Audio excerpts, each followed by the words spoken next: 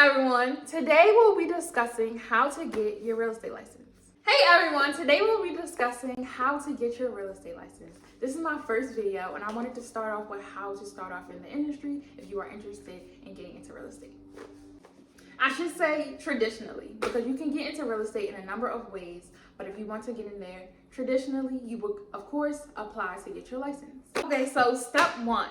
The first step to becoming an agent is meeting the eligible requirements such as 1, being over 18 and having a high school diploma, as well as being able to pass a background check. Although this won't be checked in the beginning, this is something you should know before you waste your time and take a pre-licensing test and you can't pass that background check. So this is something that you should already know if you're trying to get into the industry. 2, take pre-licensing. In order to take pre-licensing, you must take it in your state, and you can find this anywhere online. This can be taken in person or online, and depending on the type of learner you are, it can be done literally within 2 weeks. I also wanted to add in how I got started. So I was gifted a course online. It was a CE shop. It was a Christmas gift, and I did it for at the time the course was about $250, but now I think prices have raised. I can also include in the description a link for a percentage off if you are interested in taking real estate courses. Knowing the type of learner you are is very important, because if you know you're the type of person that needs someone to talk to you for you to understand something, you can't just read for you to get something, I would suggest taking in-person courses. And you can find this online once you search on Google to find people or classes in your area or where they are and when they are taking place, so that you can participate and take it. For me, I don't mind just reading. It's self-paced, of course, and so once you have purchased the course, it gives you a year to complete it, and before you'll have to, repay again if you don't complete it in that time period. At the end of taking your pre-licensing and you've passed the course, you've got everything done, now it's time to schedule the pre-licensing test. So they may have done it differently because of COVID at the time, because that's when I got my license, started to get my license, but I didn't end up getting it until like a year later. But I started then, and the proctor, I did it through my laptop, and they were really strict. So you can't be in a room, whatever room you choose. It can't be like a personal room where there's things on the wall, because if there's anything on the wall, they'll make you take it off. And if it can't be taken off, then they'll tell you you'll have to take your test at another time. And you also can't stop your proctor from being able to view you during the test. So if at any time your hand goes up like this, they're put your hand down. You can't do a lot of stuff. You couldn't touch your face. You had to be quiet. You couldn't really talk either. So it was very strict during that time. And then once you pass the pre-licensing, even the state and national you take that in person. That's not online. Maybe in other states it may be online that you could take it, but it's an in-person test, and it's proctored very strictly.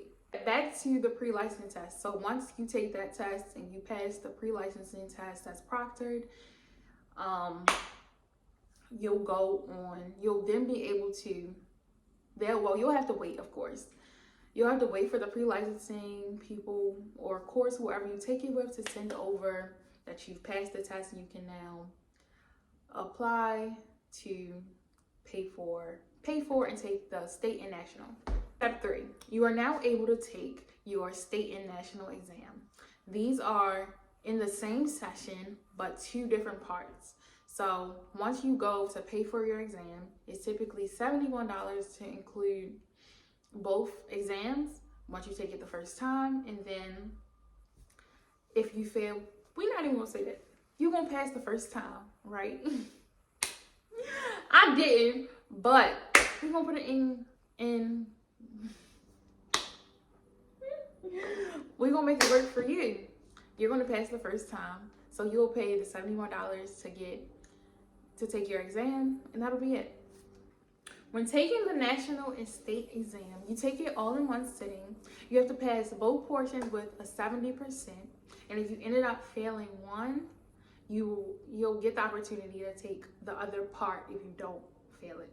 Once you take your exam, here are a few things to be prepared for. When you show up to the proctoring center, wherever it is in your state, you can't take in hoodies, long sweater, coats, your purse, no personal belongings and things like that, because of course they don't want anyone to cheat or anything.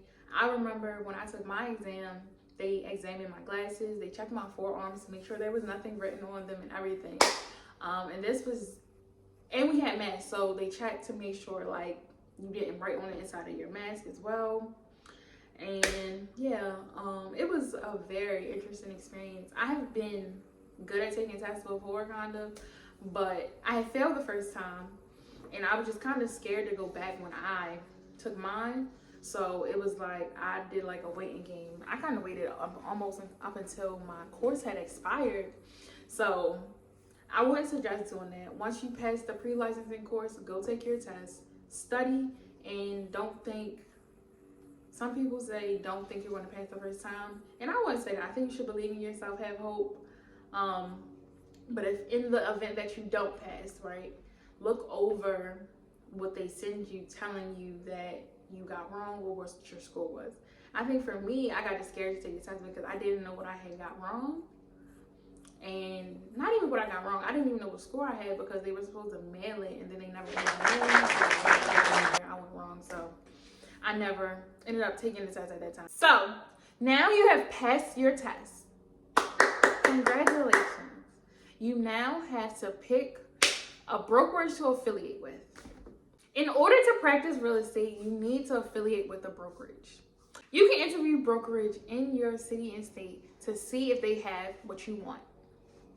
Apply for your license. You'll need to go to the state site to apply for your license and pay the fees in order to finally become a licensed real estate agent. Now, you are finally a licensed real estate agent, ready to practice real estate.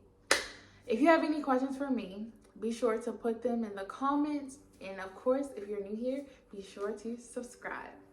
Bye-bye.